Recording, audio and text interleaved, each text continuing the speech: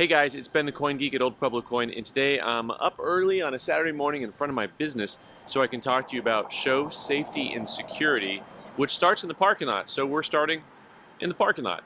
So when you're going to a show, first of all, I want to say this, don't be paranoid, but show safety and security is really just about awareness, right? Just taking that little extra step.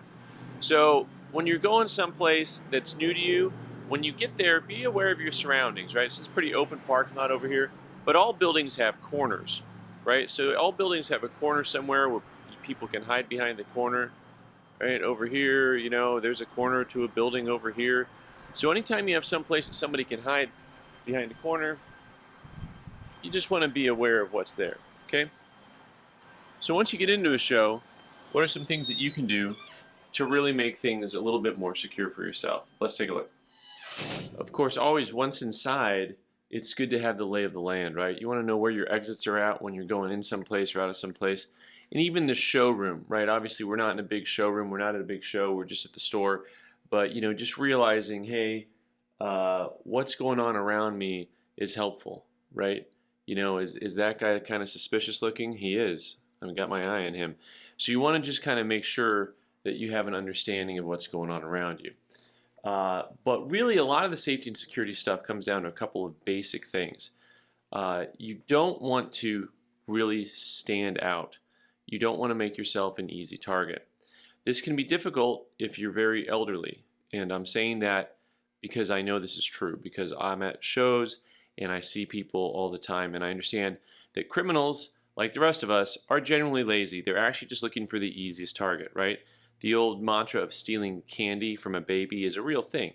People just want to look for the easy target.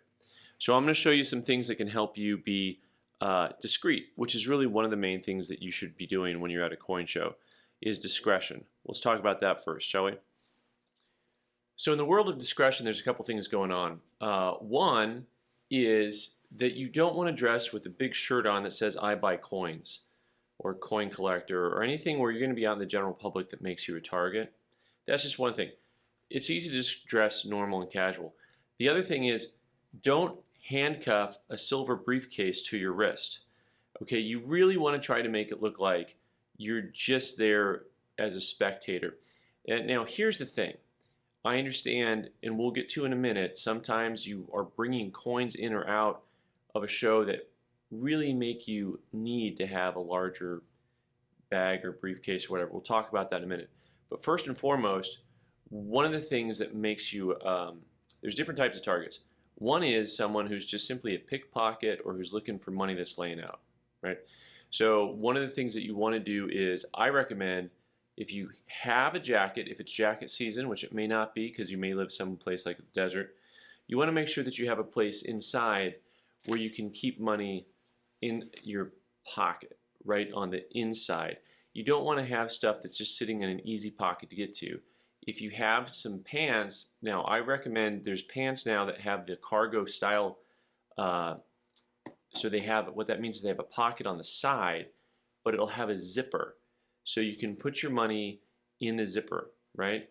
So that is the thing. Anytime you can make it to where it's not easy for them to grab, because have you been to a coin show and seen this? Hey guys, hey, $100 bills, whatever, you just stick it out of your pocket. Don't do that, all right? Don't make yourself a target. Just go ahead, discreet, simple, right? It's not that hard.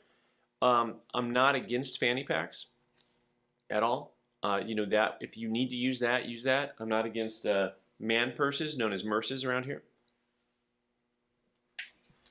But my preference is anytime you have a bag that's something that someone can just pick up, is that you wear it across your body instead of off your shoulder. Also, what happens at shows a lot of times, when you have a bag that you're bringing with you, what do you do with it? I'm just going to leave it over here on the counter. And, Joe, how's it going? What's going on? And, hey, how is everything? And then the next thing you know, you turn around and your bag's gone. All right? So you want to just be thoughtful with this. I prefer bags that have a strap to them you can wear, right? Also, if you're unaware of this, when you have a strap, you can put it on the ground and put your foot through the strap. Once again, I understand this means that you have to be nimble enough to do that, right? So when it comes to having a bag, look at this. Here I am just leaving money on the counter. We'll talk about that again in a second. If you need to bring coins to a show and it involves something that is larger, there's a couple things to think about. Do you go with the big briefcase or do you go with the bag? I prefer, once again, something with straps that you can actually, if you're going to set it on the floor, you can put the strap underneath the chair that you're sitting on or something like that. Okay, it's kind of a simple little life hack here so you don't get hacked, right? So I prefer bags over briefcases for that main reason. You want to think about one of two things. Either you're going with discreet, someplace where you can really just look like you got nothing going on. You know, coin wallets, by the way, you know, if you're still doing raw coins. I like my little Merce here, or even the little fanny pack, which isn't always as discreet because it can hold a few coins and you'll be okay if you're not doing big business. But if you're gonna go big, go bold. What I mean by that is you don't want, even if you have something that's a little smaller, you really don't want something where someone can kind of just put it away and it gets lost in a sea of people. You know, I would rather you have something that's very big, bright, and bold, like a child's backpack that is bright colored, that you can not hide easily under your clothes, and that if you look across the room, you can see someone trying to get away with it. Just one of those things to talk about, okay? The other thing about not making yourself a target does have to do with activity once you're on the bourse, on the floor, and that is, how do you handle money when you're at a table, or how do you handle anything else? Just, you know, we don't want any of the just we're throwing money around kind of thing, okay? That's cool in the movies, but I'll tell you what, as someone who sets up at shows, I can't tell you how often I see people that are completely unaware of what they're doing. I mean, they're perfectly nice people, but you're walking up and you're throwing money around on the counter, you're leaving coins out everywhere, and it's just not good. It's not now, chances are something's not going to happen, but when you are loosey-goosey, it makes things happen a lot easier, right? Most of the people aren't really getting followed by a professional. Most of the people are just like, oh, yoink, somebody left that out. Must be for me. Right? There's a lot of petty theft that goes on out there. Here's another idea that's good for everything we're going to talk about right now, and that is buddy teams, right? 2 by 2. I mean, God sent the animals 2 by 2 on the ark. Why? Well, to reproduce, and that's not what we're talking about. There's no reproduction at coin shows, guaranteed. But what you can do is always have somebody with you. Coin shows are a great time for camaraderie and friendship, and so if you can go to a show with a friend, fantastic. You're so much safer already, right? So this is about the simple things in life. If you got 2 guys getting out of a car versus 1, that's so much better. If you got 2 guys going back to a car instead of 1, so much better. But also, 2 eyes, 4 eyes, 8 eyes, whatever, are better than 1.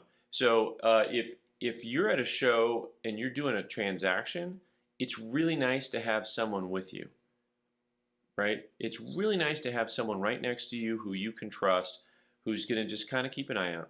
Once again, it's not the movies. Things aren't dramatic. It's subtle, it's simple, and it's just about being aware. That's the ongoing message about the show. Now, of course, the big one, you know, dealers and collectors are kind of different risks here. So I'm talking mostly for collectors. Collectors are, in my opinion, a lot less likely to get followed home somewhere from a show, unless you're doing the huge, you know, chained to my wrist routine, and you do become a little bit more of a target if you have big things you're carrying out, or if you've been walking around with the money just sticking out everywhere and doing loud transactions and I'm buying this and I'm buying that, la la la. That's the guy who's going to get followed home, right? And you can do the same amount of transactions and not be loud and boisterous. You really can. It's a thing. So the last thing to think about is when you're going home, when you're going out, once again, be aware. If you're alone, feel free to ask somebody there that you have met or you know a little bit to walk you out to your car. Once you're in your car, this is the thing where you just have to be a little bit aware, right? If you drove a long ways to a show, this is something that happens mostly to dealers, not really to collectors very much, but mostly to dealers.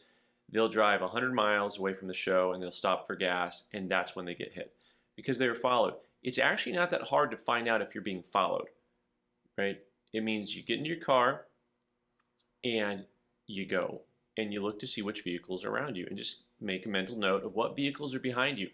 Now, what I want you to also be aware of is I've had plenty of times where I drive on the freeway and the same car is behind me for miles and miles, and they're just behind me because we're going the same direction, right? So one of the very simple things that you can do is, instead of getting out of the parking lot, going straight on the freeway and going home, is to go ahead and do a erratic driving pattern. In other words, you go out and you circle kind of like through a neighborhood and come back around, and then you go out. Because no one would do that. If you see a vehicle follow you through a neighborhood and out and around and back, okay, now we got something going on. Now at that point, and I'm not a security expert, but I'm telling you, my simple answer is I'm calling 911. And once again, safety in numbers, you get back to a very public location where there's safety. You don't want to go somewhere isolated. That's kind of the rule.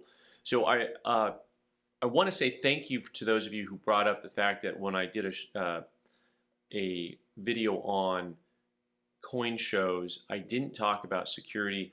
So this video, I hope, helps cover some of those points. Be aware, be subtle, be with friends, be aware, right?